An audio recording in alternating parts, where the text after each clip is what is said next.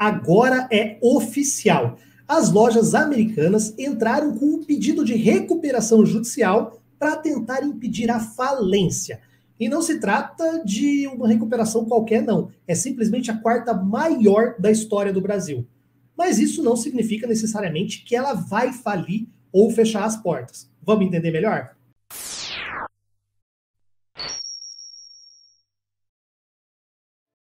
Então a gente vai dar uma olhadinha no vídeo aqui que vai recapitular um pouco dessa história das Americanas pra gente. A Americanas balançou o mercado nos últimos dias após a renúncia do CEO Sérgio Rial apenas 10 dias depois de assumir o cargo.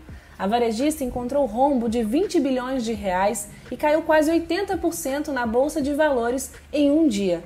Mas o que aconteceu com a Americanas? O executivo Sérgio Rial, quando anunciou sua saída da empresa, emitiu um comunicado ao mercado por meio de fato relevante, reportando um rombo de 20 bilhões de reais nos balanços financeiros da Americanas. Posteriormente, uma análise interna determinou que a dívida pode chegar a 40 bilhões. A companhia pagava fornecedores por meio de uma triangulação com bancos, mas os pagamentos não foram devidamente dimensionados e realizados, gerando a dívida. A Americanas faliu? Não. A empresa continua a funcionar vendendo produtos em lojas físicas e digitais, apesar de estar em fase de contenção de despesas e reavaliação financeira. Exemplo disso foi a saída da varejista do patrocínio do programa Big Brother Brasil da Rede Globo, sendo substituída pelo Mercado Livre. Segundo interlocutores do mercado, a empresa deve precisar de um processo de recuperação judicial, mesmo com credores concordando em rolar a dívida. A empresa pode receber aportes dos acionistas de referência, o trio por trás do sucesso da Ambev, Jorge Paulo Lemann, Beto Sicupira e Marcel Telles. Porém, uma nova emissão de ações na Bolsa de Valores, processo chamado de follow-on, também deve compor a estratégia de recuperação da companhia. Pois é, vocês viram que essa situação não está fácil, não está simples, e a gente está vendo aí que tivemos aí um eufemismo, né? Eles falam de rombo e inconsistências contábeis, mas o que a gente teve ali provavelmente foi uma fraude. Isso, né? Nossa, também acontece com empresas bilionárias.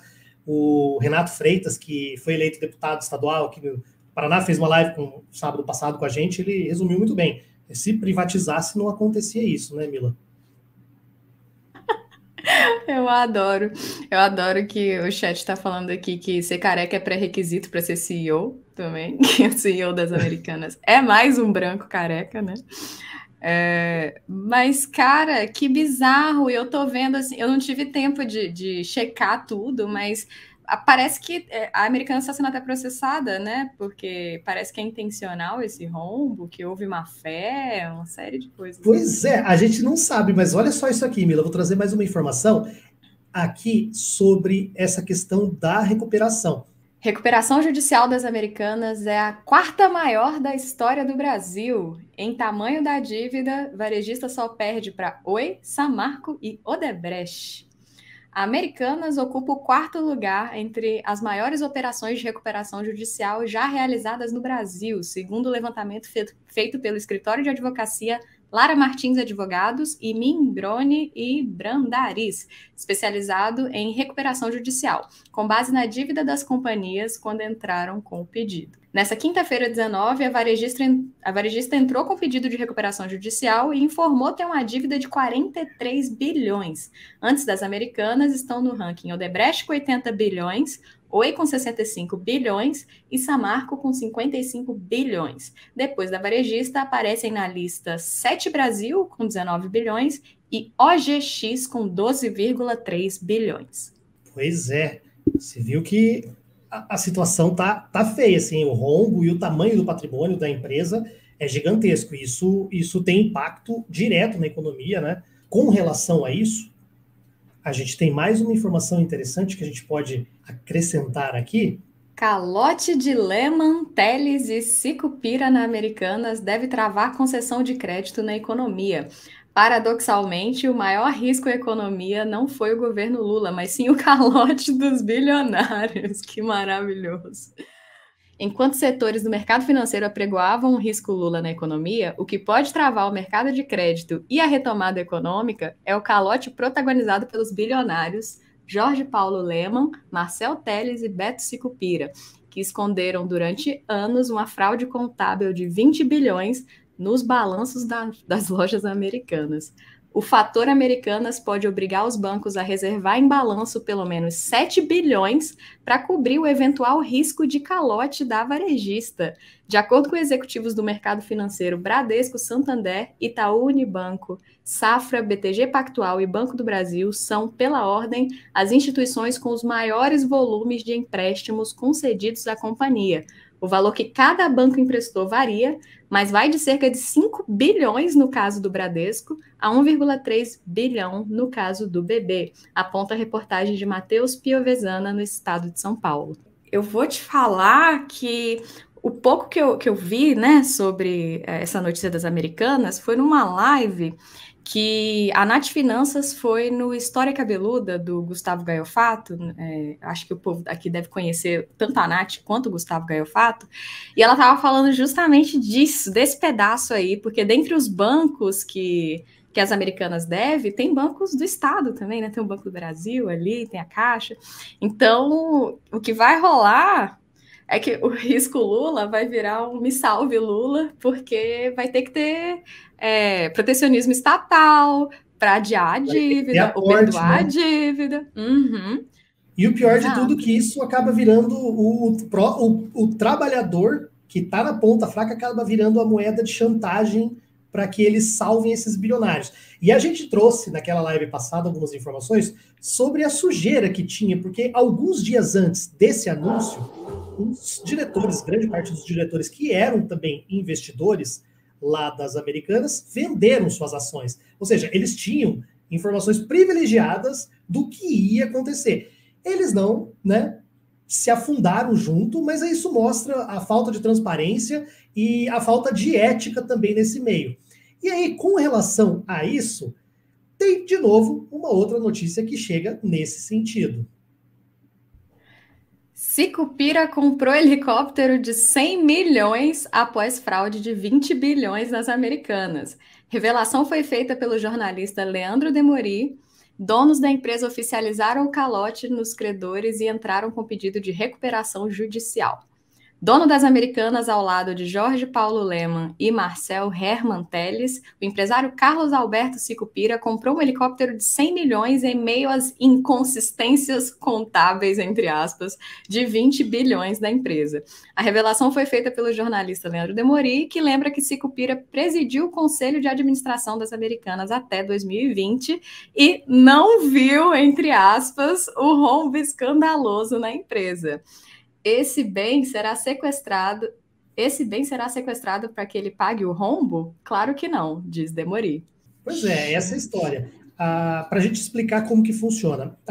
Uma empresa, quando ela está com essa dificuldade, já começa a juntar muitas dívidas, mas há um interesse social e há um interesse que ela continue atuando, ela entra com um pedido na justiça de recuperação judicial, que é uma fase em que o próprio Estado, através do Poder Judiciário, vai intervir na administração dessa empresa, ao mesmo tempo que ela vai conseguir prazos maiores e parcelar e tratar as dívidas que ela tem de uma forma diferenciada, pagando ali, priorizando alguns tipos de dívida, como, por exemplo, as dívidas trabalhistas. Então, se socorrer nessa situação é absolutamente normal, mas aí a gente vê a questão, né? Existe uma divisão, e isso é importante para que as pessoas se sintam incentivadas a empreender, entre o patrimônio da empresa e o patrimônio das pessoas.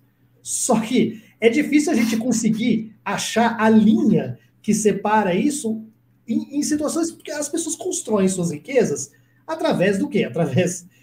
Se bem que assim, a gente está falando de pessoas que também são investidoras, né, que trabalham com o mercado especulativo, mas esse patrimônio, esse enriquecimento foi feito com base em empresas que estão aí trabalhando com fraudes contábeis. Então, é muita sacanagem mesmo. A gente vê como aconteceu no próprio vídeo aqui das Americanas nosso, um dos comentários que está em destaque, é um funcionário falando, gente, sou funcionário, torçam por nós, porque a gente está com medo. Então, assim, os funcionários das Americanas estão numa situação de risco, enquanto essas pessoas estão aí torrando dinheiro, gastando, como se nada tivesse acontecido.